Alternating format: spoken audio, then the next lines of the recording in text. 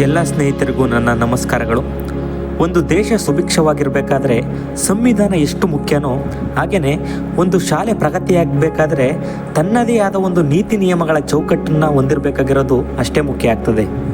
ಒಂದು ಶಾಲೆ ಶಿಕ್ಷಕ ಮತ್ತು ವಿದ್ಯಾರ್ಥಿಗಳ ನಡುವಣ ಸಂಬಂಧವನ್ನು ಬೆಸೆಯುವ ಜ್ಞಾನದ ಕೇಂದ್ರವಾಗಿದ್ದು, ಈ ಒಂದು ಶಾಲಾ ವ್ಯವಸ್ಥೆ ಅನ್ನೋದು ಸಾಂವಿಧಾನಿಕ ಮೌಲ್ಯಗಳನ್ನೇ ಅಳವಡಿಸಿಕೊಂಡು ಸಾಗೋದ್ರಿಂದ ಸಾಂವಿಧಾನಿಕ ಮೌಲ್ಯಗಳ ಆಶಯಗಳು ಶಾಲಾ ಮಕ್ಕಳ ಹೃದಯದಲ್ಲೂ ಆಲೋಚನೆ ಚಿಂತನೆಗಳಲ್ಲೂ ಬೆರೆಯುವಂತೆ ಮಾಡೋದು ಶಾಲೆಯ ಮುಖ್ಯ ಕರ್ತವ್ಯವಾಗಬೇಕಾಗ್ತದೆ. ಇಂದಿನ ಮಕ್ಕಳೇ ಮುಂದಿನ ಪ್ರಜೆಗಳು ಎಂಬ ಮಾತನ್ನು ನಾವೆಲ್ಲರೂ ಕೇಳೇ ಇರ್ತೀವಿ. ಆದರೆ ಈ ಮಾತನ್ನು ಸ್ವಲ್ಪ ಸರಳೀಕರಿಸಿ ಇಂದಿನ ಮಕ್ಕಳೇ ಇಂದಿನ ಪ್ರಜೆಗಳು ಎಂಬ ನಾಯಕತ್ವದ ಗುಣವನ್ನು ಶಾಲಾ ಹಂತದಲ್ಲಿಯೇ ಬೆಳೆಸುವ ಸಲುವಾಗಿ ಶಾಲಾ ಶಿಕ್ಷಣ ಮತ್ತು ಸಾಕ್ಷರತಾ ಇಲಾಖೆ ನಿರ್ದೇಶನದಂತೆ ಪ್ರತಿ ಶಾಲೆಯಲ್ಲಿ ಶಾಲಾ ಸಂಸತ್ತನ್ನು ರಚಿಸುವ ಮೂಲಕ ಮಕ್ಕಳಲ್ಲಿ ಮತದಾನದ ಜಾಗೃತಿ ಮೂಡಿಸಿ ಹಾಗೂ ಚುನಾವಣೆಯ ಮಹತ್ವದ ಜೊತೆಗೆ ಚುನಾವಣೆ ಪ್ರಕ್ರಿಯೆಗಳ ಅರಿವು ಮೂಡಿಸಿ ಪ್ರಜಾಪ್ರಭುತ್ವದ ಮೌಲ್ಯಗಳನ್ನು ಮಕ್ಕಳಲ್ಲಿ ಬೆಳೆಸುವ ಮೂಲಕ ಭವಿಷ್ಯದಲ್ಲಿ ಮಹತ್ತರವಾದ ಹೆಜ್ಜೆಯನ್ನಿಡುವ ಉತ್ತಮ ನಾಗರಿಕರನ್ನಾಗಿಸಲು ದೃಷ್ಟೀಕರಿಸಿದೆ. ಇನ್ನು ಈ ಶಾಲಾ ಚುನಾವಣಾ ಸಂದರ್ಭದಲ್ಲಿ ಈ ಮಂತ್ರಿ ಮಂಡಲದ ರಚನೆಯ ಪರಿಕಲ್ಪನೆ ನೋಡೋದಾದರೆ ಈ ಮಕ್ಕಳಿಗೆ ಚಿಕ್ಕಂದಿನಂದಲೇ ಅಡಿಪಾಯ ಆಗ್ತಂಗಾಗುತ್ತೆ. ಶಾಲೆಗೊಂದು ಮಂತ್ರಿ ಮಂಡಲ ಇದ್ದರೆ ಶಾಲೆ ಅಭಿವೃದ್ಧಿಯ ಮಾರ್ಗ ಸುಗಮವಾಗಿ ನಡೆಯುತ್ತೆ. ಮಕ್ಕಳಲ್ಲಿ ನಾಯಕತ್ವದ ಗುಣ ಬೆಳೆಸುವುದರಲ್ಲಿ ಇದು ಮಹತ್ತರ ಪಾತ್ರ ವಹಿಸುತ್ತೆ ಅಂತಲೇ ಹೇಳ್ಬೋದು. ಇನ್ನು ಇದರ ಮಹತ್ವ ನೋಡೋದಾದರೆ ಶಾಲಾ ಸಂಸತ್ತು ಪ್ರಜಾಪ್ರಭುತ್ವದ ಕಾರ್ಯದ ಬಗ್ಗೆ ವಿದ್ಯಾರ್ಥಿಗಳಿಗೆ ತರಬೇತಿ ನೀಡುತ್ತೆ. ಸರ್ಕಾರದ ಸಂಸದೀಯ ವ್ಯವಸ್ಥೆಯ ಪ್ರಕ್ರಿಯೆಯನ್ನು ವಿದ್ಯಾರ್ಥಿಗಳಿಗೆ ಅರ್ಥ ಮಾಡಿಕೊಳ್ಳಲು ಸಹಾಯ ಮಾಡುತ್ತೆ. ಶಾಲಾ ಸಂಸತ್ತು ಪ್ರಜಾಪ್ರಭುತ್ವ ಹೇಗೆ ಕಾರ್ಯನಿರ್ವಹಿಸುತ್ತದೆ ಎಂಬುದನ್ನು ಮಕ್ಕಳಿಗೆ ಕಲಿಸ್ಕೊಡುತ್ತೆ. ಚುನಾವಣಾ ಮತ್ತು ಸಂಸದೀಯ ಪ್ರಕ್ರಿಯೆಯ ಬಗ್ಗೆ ವಿದ್ಯಾರ್ಥಿಗಳಿಗೆ ಕಲಿಸ್ಕೊಡುತ್ತೆ. ನಾಯಕತ್ವದ ಗುಣಗಳನ್ನು ಗುರುತಿಸಿ ಅಭಿವೃದ್ಧಿಪಡಿಸುತ್ತೆ. ಮಕ್ಕಳ ಜವಾಬ್ದಾರಿಯುತವಾಗಿರಲು ಕಲಿಯುತ್ತಾರೆ. ಜವಾಬ್ದಾರಿಗಳನ್ನು ವಹಿಸಿಕೊಂಡವರು ನಂತರ ಉತ್ತಮ ಕಾರ್ಯನಿರ್ವಾಹಕರಾಗುತ್ತಾರೆ. ನಮ್ಮ ದೇಶದಲ್ಲಿ ಪ್ರಜಾಪ್ರಭುತ್ವದ ಯಶಸ್ಸು ಶಾಲಾ ಸಂಸತ್ತುಗಳ ಪರಿಣಾಮಕಾರಿ ಕಾರ್ಯನಿರ್ವಹಣೆಯ ಮೇಲೆ ಹೆಚ್ಚು ಅವಲಂಬಿತವಾಗಿದೆ ಅಂತಲೇ ಹೇಳ್ಬೋದು. ಸ್ನೇಹಿತರೆ, ಇಷ್ಟೆಲ್ಲ ನಾವು ಶಾಲಾ ಸಂಸತ್ತು ಮತ್ತು ಚುನಾವಣೆ ಬಗ್ಗೆ ಕೇಳಿದ ಮೇಲೆ ಅದು ಹೇಗೆ ನಡೆಯುತ್ತೆ ಅಂತ ಪ್ರಾಯೋಗಿಕವಾಗಿ ನೋಡಬೇಕಲ್ವಾ? ಮತ್ತೆ ಆಗ್ತಡ ಬನ್ನಿ. ನಾವೀಗ ಹೇಳೋದಕ್ಕೆ ಹೊರಟಿರೋದು ನಮ್ಮ ಕಲಬುರಗಿ ಜಿಲ್ಲೆಯ ಜೇವರ್ಗಿ ತಾಲೂಕಿನಲ್ಲಿರೋ ಸರ್ಕಾರಿ ಮಾದರಿ ಪ್ರಾಥಮಿಕ ಶಾಲೆ ನರಿಬೋಳದಲ್ಲಿ ನಡೆದಿರುವ 2024-25 ಶಾಲಾ ಸಂಸತ್ತು ಚುನಾವಣೆ ಬಗ್ಗೆ. LKGಯಿಂದ ಹಿಡಿದು 8ನೇ ತರಗತಿಯವರೆಗೆ ಸುಮಾರು 400ಕ್ಕೂ ಹೆಚ್ಚು ವಿದ್ಯಾರ್ಥಿಗಳಿರುವ ಈ ಶಾಲೆಯಲ್ಲಿ ಶಾಲಾ ಸಂಸತ್ತು ಚುನಾವಣೆಯು ಚುನಾವಣಾ ಆಯೋಗದ ನೀತಿ ನಿಯಮಗಳನ್ವಯ ನಡೆದಿದ್ದು ಬಹಳ ವಿಶೇಷವೆನಿಸಿತು. ಹೌದು ಸ್ನೇಹಿತರೆ, ಶಾಲಾ ಶಿಕ್ಷಕರ ವ್ಯವಸ್ಥಿತವಾದ ಕ್ರಮಬದ್ಧವಾದ ಮತ್ತು ನಿಯಮಾವಳಿಗಳನುಸಾರ ಪೂರ್ವ ತಯಾರಿಯಿಂದ ಒಟ್ಟುಗೂಡಿದ ಈ ಚುನಾವಣೆಯು ಎಲ್ಲರ ಗಮನ ಸೆಳೆದಂತೂ ನಿಜ. ಮೊದಲಿಗೆ ಚುನಾವಣೆಯ ರೂಪುರೇಷೆಗಳನ್ನು ಯೋಜಿಸಿಕೊಂಡ ತಂಡ ಒಂದೊಂದಾಗಿ ಕಾರ್ಯರೂಪಕ್ಕೆ ತರುವಂತಹ ಕೆಲಸ ಮಾಡಿತು. ಜೊತೆಗೆ ಕಾರ್ಯಪ್ರವೃತ್ತಿಯನ್ನು ನಡೆಸಿತು. ಈ ಒಂದು ಪ್ರಕ್ರಿಯೆ ಬಗ್ಗೆ ಹೇಳೋದಾದರೆ ಚುನಾವಣಾ ಆಯೋಗದ ರಚನೆಯು ಇಲ್ಲಿ ಮಹತ್ವ ಪಡೆದುಕೊಳ್ಳುತ್ತೆ. ಮುಖ್ಯ ಚುನಾವಣಾ ಅಧಿಕಾರಿಗಳು, ಸಹಾಯಕ ಚುನಾವಣಾ ಅಧಿಕಾರಿಗಳು, ಜಾಗೃತಿ ಅಧಿಕಾರಿಗಳು, PRO, APRO, PO, ಮತ ಎಣಿಕೆ ಸಿಬ್ಬಂದಿ, ಮಾಧ್ಯಮ, ಪೊಲೀಸ್ ಸಿಬ್ಬಂದಿ ಸೇರಿದಂತೆ ಶಿಕ್ಷಕರು ಚುನಾವಣಾ ಆಯೋಗದ ಜವಾಬ್ದಾರಿಗಳನ್ನು ಹಂಚಿಕೊಂಡರು. ಈ ಚುನಾವಣಾ ಆಯೋಗದ ರಚನೆಯ ಬಳಿಕ ಚುನಾವಣೆ ಕುರಿತು ಶಾಲೆಯಲ್ಲಿ ಅಧಿಸೂಚನೆ ಹೊರಡಿಸಲಾಯಿತು. ಈ ಅಧಿಸೂಚನೆಯಲ್ಲಿ 4ರಿಂದ 8ನೇ ತರಗತಿಯವರೆಗಿನ ಮಕ್ಕಳಿಗೆ ಚುನಾವಣೆಗೆ ಅಭ್ಯರ್ಥಿಗಳಾಗಿ ಸ್ಪರ್ಧಿಸಲು ಅರ್ಹತೆ ನಿಗದಿಪಡಿಸಲಾಗಿತ್ತು. ಈ ಅಧಿಸೂಚನೆಯಂತೆ ಆಯಾ ತರಗತಿಯ ಶಿಕ್ಷಕರು ಆಸಕ್ತ ಅಭ್ಯರ್ಥಿಗಳ ಹೆಸರನ್ನು ನಾಮನಿರ್ದೇಶನ ಮಾಡಿದರು. ನಂತರ ನಾಮನಿರ್ದೇಶನಗೊಂಡ ಅಭ್ಯರ್ಥಿಗಳೆಲ್ಲರೂ ತಮಗೆ ನೀಡಿದಂತಹ ನಾಮಪತ್ರವನ್ನು ಭರ್ತಿ ಮಾಡಿ ಶಿಕ್ಷಕರ ಸಮೂಹದಲ್ಲಿ ಮುಖ್ಯ ಚುನಾವಣಾಧಿಕಾರಿಗಳಿಗೆ ನಾಮಪತ್ರವನ್ನು ಸಲ್ಲಿಸಿದರು.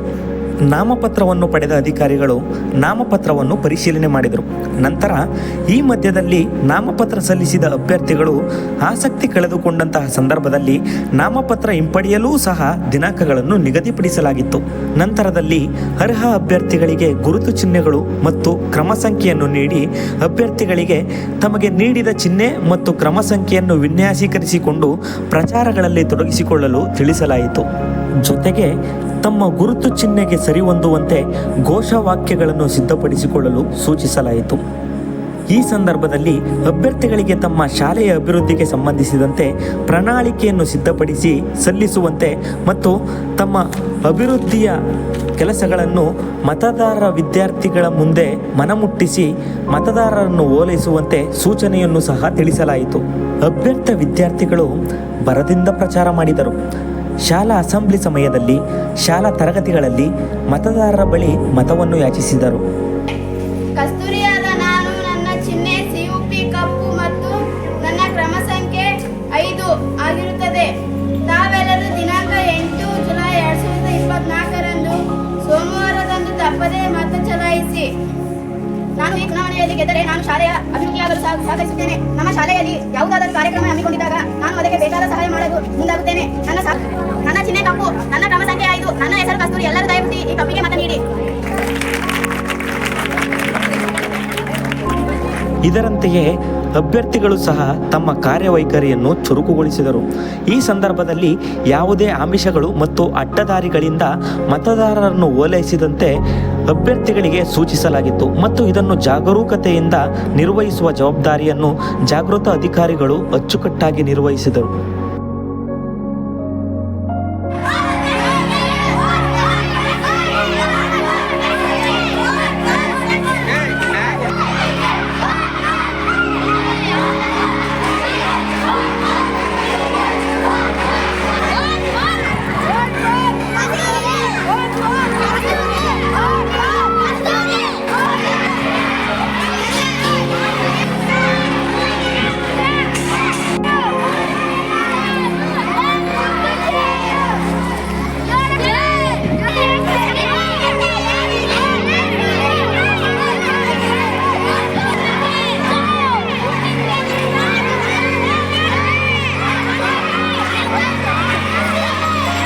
ಈ ಸಮಯದ ಮಧ್ಯದಲ್ಲಿ ಚುನಾವಣಾ ತಂಡವು ಚುನಾವಣೆಗೆ ಬೇಕಾದಂತಹ ಎಲೆಕ್ಷನ್ ಬೂತ್ಗಳನ್ನು ಸಿದ್ಧಪಡಿಸಿಕೊಳ್ಳುವಲ್ಲಿ ತೊಡಗಿದರು. ಮತಪೆಟ್ಟಿಗೆ, ಗುಪ್ತ ಮತದಾನಕ್ಕೆ ಬೇಕಾದಂತಹ ವ್ಯವಸ್ಥೆ, ಚುನಾವಣಾ ಅಧಿಕಾರಿಗಳಿಗೆ ID ಕಾರ್ಡ್ಸ್, ವೋಟಿಂಗ್ ಲಿಸ್ಟ್ ಮತ್ತು ಗುರುತಿನ ಇಂಕ್, ಎಲೆಕ್ಷನ್ ಪೋಸ್ಟರ್, ಮತಪತ್ರ ಸೇರಿದಂತೆ ಎಲ್ಲವನ್ನು ಸಿದ್ಧಪಡಿಸಿಕೊಂಡರು. ಇದರ ಜೊತೆಗೆ ಮಕ್ಕಳಿಗೆ ಚುನಾವಣೆಗೆ ಸಂಬಂಧಿಸಿದಂತೆ ನಿಯಮಗಳನ್ನು ಸಹ ತಿಳಿಸಿದರು. 4ರಿಂದ 8ನೇ ತರಗತಿಯ ಮಕ್ಕಳು ಈ ಮತದಾನ ಮಾಡಬೇಕು. ಮತದಾನ ಮಾಡಲು ತಮ್ಮ ಗುರುತಿನ ಚೀಟಿಯಾಗಿ ಆಧಾರ್ ಕಾರ್ಡ್ ತರಬೇಕು. ಕಡ್ಡಾಯವಾಗಿ ಸಮವಸ್ತ್ರವನ್ನು ಪಾಲಿಸಬೇಕು. ಸರತಿ ಸಾಲಿನಲ್ಲಿ ತರಗತಿವಾರು ಬಂದು ಮತ ಚಲಾಯಿಸಬೇಕು. ತಮಗೆ ಇಷ್ಟ ಬಂದಂತಹ ಅಭ್ಯರ್ಥಿಯನ್ನು ಪ್ರಾಮಾಣಿಕವಾಗಿ ಗುಪ್ತ ಮತದಾನ ಮಾಡುವ ಮೂಲಕ ಆರಿಸಬೇಕು ಎಂಬ ನಿಯಮಗಳನ್ನು ತಿಳಿಸಲಾಗಿತ್ತು ಮತ್ತು ಪ್ರಚಾರದ ಸಮಯದಲ್ಲಿ ಸಹ ಮತದಾನ ಯಾವ ರೀತಿ ಮಾಡಬೇಕು ಎಂಬ ಸೂಚನೆಯನ್ನು ನೀಡಲಾಗಿತ್ತು. ಅಂತೂ ಇಂತೂ ಈ ಚುನಾವಣೆ ಹತ್ರ ಬಂದೇ ಬಿಡ್ತು. ಈ ಶಾಲಾ ಚುನಾವಣೆಯು ದಿನಾಂಕ 8/7/2024 ಸೋಮವಾರದಂದು ನಡೆಯಿತು. ಬೆಳಿಗ್ಗೆ 11 ಗಂಟೆಯ ಸುಮಾರಿಗೆ ಪ್ರಾರಂಭವಾದ ಈ ಚುನಾವಣೆಯು ಸೂಚಿತ ಕ್ರಮದಂತೆ ಕ್ರಮಬದ್ಧವಾಗಿ ನಡೆಯಿತು. ಮೊದಲಿಗೆ PRO ರವರು ಎಲ್ಲವನ್ನು ತಪಾಸಣೆ ಮಾಡಿ ಮತಗಟ್ಟೆ ಸಿದ್ಧಪಡಿಸಿಕೊಂಡರು. ನಿಯಮಗಳನ್ನು ಕಟ್ಟುನಿಟ್ಟಾಗಿ ಪಾಲನೆ ಮಾಡಿದರು. ಮಕ್ಕಳು ಆಧಾರ್ ಕಾರ್ಡ್ ಹಿಡಿದು ಮತ ಚಲಾಯಿಸಲು ತರಗತಿವಾರು ಸರತಿ ಸಾಲಿನಲ್ಲಿ ನಿಂತುಕೊಂಡಿದ್ದು, ಪೊಲೀಸ್ ಅಧಿಕಾರಿಗಳು ಯಾವುದೇ ಅಹಿತಕರ ಚಟುವಟಿಕೆ ನಡೆಯದಂತೆ ಶಿಸ್ತುಬದ್ಧತೆಯಿಂದ ಕಾರ್ಯನಿರ್ವಹಿಸಿದರು. ಒಬ್ಬರ ನಂತರ ಒಬ್ಬರನ್ನು ಮತಗಟ್ಟೆಗೆ ಬಿಡುವುದು, ವಿಶೇಷ ಚೇತನರಿಗೆ ಮತದಾನ ಮಾಡಲು ಸಹಾಯ ಮಾಡುವುದು, ಹೀಗೆ ತಮ್ಮ ಜವಾಬ್ದಾರಿಯನ್ನು ನಿರ್ವಹಿಸಿದರು. ಮಾಧ್ಯಮ ಮಿತ್ರರು ದೃಶ್ಯೀಕರಣ ಮತ್ತು ಛಾಯಾಗ್ರಹಣವನ್ನು ಸೆರೆ ಹಿಡಿಯುವ ಕರ್ತವ್ಯವನ್ನು ಮಾಡಿದರು. ಮತದಾರ ಮತಗಟ್ಟೆಯನ್ನು ಪ್ರವೇಶಿಸಿದ ಮೇಲೆ ಮತದಾರ ಪಟ್ಟಿಯನ್ನು ಹಿಡಿದು APRO ರವರು ಮತದಾನ ಮಾಡುವ ವಿದ್ಯಾರ್ಥಿಯನ್ನು ಗುರುತಿಸಿಕೊಂಡರು. ನಂತರ 2ನೇ ಪೋಲಿಂಗ್ ಅಧಿಕಾರಿಗಳು ಮತದಾರನ ಸಹಿಯನ್ನು ಹಾಕಿಸಿಕೊಂಡು ಬೆರಳಿಗೆ ಶಾಯಿಯನ್ನು ಹಾಕಿ ಮತದಾನ ಚೀಟಿಯನ್ನು ನೀಡಿದರು. 3ನೇ ಪೋಲಿಂಗ್ ಅಧಿಕಾರಿಗಳು ಮತಗಟ್ಟೆಗೆ ದಾರಿ ತೋರಿಸಿ ಮತವನ್ನು ಹಾಕಿದ್ದಾರೋ ಇಲ್ಲವೋ ಎಂಬುದನ್ನು ಗೊತ್ತು ಮಾಡಿಕೊಳ್ಳುತ್ತಿದ್ದರು. ಮತ ಚಲಾಯಿಸಲು ಕಷ್ಟಪಡುವ ಮಕ್ಕಳಿಗೆ ಶಿಕ್ಷಕರು ಸಹಾಯ ಮಾಡುತ್ತಿದ್ದರು. ನಂತರದಲ್ಲಿ ಶಿಕ್ಷಕರು, ಅಭ್ಯರ್ಥಿಗಳು, ಮಾಧ್ಯಮ ಮಿತ್ರರು ಸೇರಿದಂತೆ ಎಲ್ಲರೂ ಮತ ಚಲಾಯಿಸಿದರು. ಒಟ್ಟು 223 ಮತಗಳೊಂದಿಗೆ ಮತದಾನ ಪ್ರಕ್ರಿಯೆ ಪೂರ್ಣಗೊಂಡಿತು. ತದನಂತರ ಚುನಾವಣಾಧಿಕಾರಿಗಳು ಮತ್ತು ಪೊಲೀಸ್ ಸಿಬ್ಬಂದಿಗಳ ಭದ್ರತೆಯೊಂದಿಗೆ ಮತಪೆಟ್ಟಿಗೆಯನ್ನು ಶಾಲಾ ಆವರಣದಲ್ಲಿ ಸಿದ್ಧಗೊಂಡಿದ್ದ ವೇದಿಕೆಯ ಮೇಲೆ ತರಲಾಯಿತು. ಈ ಸಂದರ್ಭದಲ್ಲಿ ಅಭ್ಯರ್ಥಿಗಳಿಗೆ ಒಂದೆಡೆ ಆಸನದ ವ್ಯವಸ್ಥೆ ಮಾಡಿ ಚುನಾವಣಾ ಫಲಿತಾಂಶದ ವೀಕ್ಷಣೆಗೆ ಅನುವು ಮಾಡಿಕೊಡಲಾಗಿತ್ತು. ಹಾಗೆಯೇ ಎಲ್ಲ ಮತದಾರ ಸಂವಿಧಾನ ವಿದ್ಯಾರ್ಥಿಗಳನ್ನು ಆವರಣದಲ್ಲಿ ಶಿಸ್ತಿನಿಂದ ಕೂರಿಸಿ ಮತ ಎಣಿಕೆಯ ವೀಕ್ಷಣೆಗೆ ಅನುವು ಮಾಡಿಕೊಡಲಾಗಿತ್ತು. ಎಲ್ಲರ ಸಮ್ಮುಖದಲ್ಲಿ ಮತ ಎಣಿಕೆಯ ಸಿಬ್ಬಂದಿ ವರ್ಗವು ಪಾರದರ್ಶಕ ಮತ ಎಣಿಕೆ ಮಾಡಿದರು. ಸುಮಾರು 5 ಸುತ್ತುಗಳನ್ನೊಳಗೊಂಡ ಈ ಎಣಿಕೆಯಲ್ಲಿ ಎಲ್ಲ ಸುತ್ತುಗಳ ಮತ ಸಂಖ್ಯೆಯ ವರದಿಯನ್ನು ಬೋರ್ಡ್ ಮೇಲೆ ಪ್ರದರ್ಶಿಸಲಾಗುತ್ತಿತ್ತು. ಮೈಕ್ನಲ್ಲಿ ಅನೌನ್ಸ್ ಮಾಡಲಾಗುತ್ತಿತ್ತು.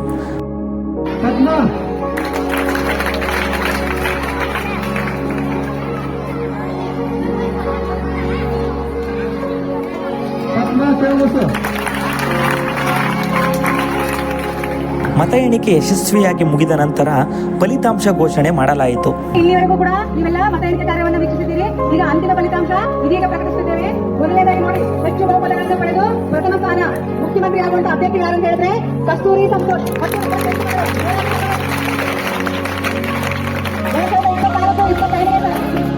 2024-25ನೇ ಸಾಲಿನ ಸರ್ಕಾರಿ ಹಿರಿಯ ಮಾದರಿ ಪ್ರಾಥಮಿಕ ಶಾಲೆ ನರಗೋಲಿ ಶಾಲೆಯ ಬಹುಮತವನ್ನು ಪಡೆದುಕೊಂಡು ಈ ಶಾಲೆಗೆ ಪ್ರಧಾನಮಂತ್ರಿ ಅಥವಾ ಮುಖ್ಯಮಂತ್ರಿಯನ್ನಾಗಿ ಆಯ್ಕೆಯನ್ನಾಗಿ ಮಾಡಲಾಗಿದೆ. ಯಾರು? ಕಸ್ತೂರಿ ಸಂತೋಷ್. ಅತಿ ಹೆಚ್ಚು ಬಹುಮತಗಳನ್ನು ಪಡೆದ ವಿದ್ಯಾರ್ಥಿಗೆ ನಮ್ಮ ಶಾಲೆಯ ಶಿಕ್ಷಕರ ಪರವಾಗಿ ಹಾಗೂ ನಿಮ್ಮೆಲ್ಲರ ಪರವಾಗಿ ತುಂಬ ಹೃದಯದ ಅಭಿನಂದನೆಗಳನ್ನು ಸಲ್ಲಿಸುತ್ತೇನೆ. ಜೋರಾಗಿ ಚಪ್ಪಾಳೆ.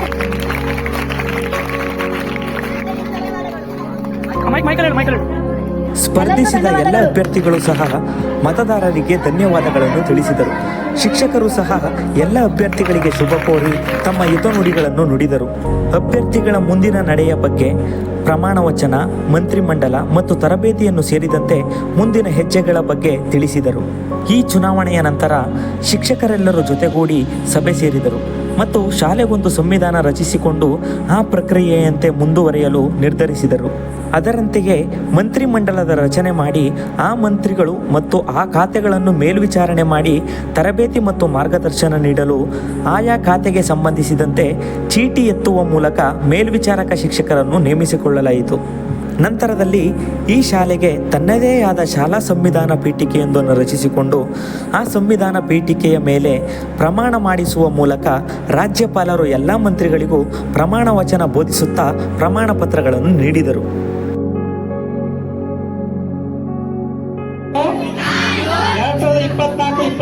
ಸಾಲಿನ ಶಾಲಾ ಸಂಸತ್ ಚುನಾವಣೆಯಲ್ಲಿ ಚುನಾಯಿತನಾಗಿದ್ದೇನೆ. ಇಂದು ಮುಖ್ಯಮಂತ್ರಿಯಾಗಿ ಆಯ್ಕೆಯಾಗಿದ್ದು ದೇವರ ಸಾಕ್ಷಿಯಾಗಿ ಕಾಯ ವಾಚ ಮನಸ್ಸು ಶಾಲಾ ಕಾರ್ಯವನ್ನು ಮಾಡುತ್ತೇನೆ. ಶಾಲೆಯ ಆಸ್ತಿ ರಕ್ಷಣೆ ಮಾಡುತ್ತೇನೆ. ನನ್ನ ಸಹಪಾಠಿಗಳನ್ನು ಜಾತಿ, ಧರ್ಮ, ಲಿಂಗಗಳ ಯಾವುದೇ ಭೇದ ಭಾವವಿಲ್ಲದೆ ಸೌಹಾರ್ದತೆಯಿಂದ ಕಾಡುತ್ತೇನೆಂದು ಈ ಮೂಲಕ ಪ್ರತಿಜ್ಞೆ ಮಾಡುತ್ತೇನೆ. ಇದರ ಮುಂದಿನ ಭಾಗವಾಗಿ ಶಾಲಾ ಸಂವಿಧಾನ ರಚಿಸಿಕೊಂಡು ಎಲ್ಲ ಮಂತ್ರಿಗಳು ಜವಾಬ್ದಾರಿಯುತವಾಗಿ ಕಾರ್ಯನಿರ್ವಹಿಸುವಂತೆ ಮಾಡುವ ದೂರದೃಷ್ಟಿಯನ್ನು ಈ ಶಾಲೆಯು ಹೊಂದಿದ್ದು ಮಕ್ಕಳನ್ನು ಉತ್ತಮ ಪ್ರಜೆಗಳನ್ನಾಗಿಸುವ ಆಶಯವನ್ನು ಹೊಂದಿದೆ.